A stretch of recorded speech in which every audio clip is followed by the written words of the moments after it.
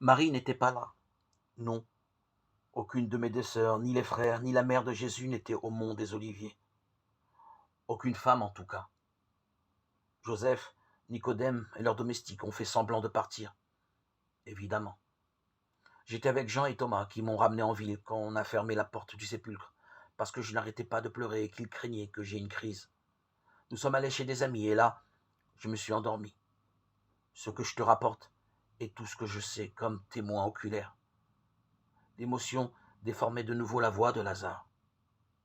Kratil le laissa se ressaisir. Il lui versa un peu de vin et lui tendit le verre. Et après demanda-t-il. Je me suis réveillé que le lendemain matin, assez tard, d'ailleurs.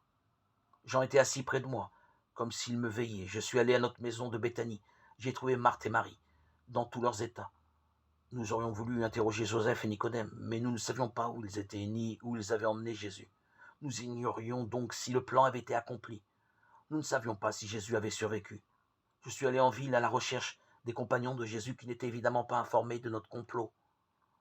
Quand je leur disais que Jésus avait survécu, ils me regardaient comme si j'avais perdu la raison.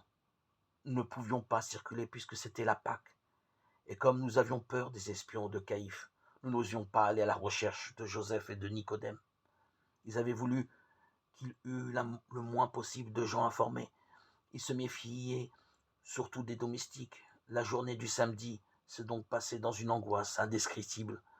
Marie était comme folle. Lazare frissonna et but une gorgée de vin.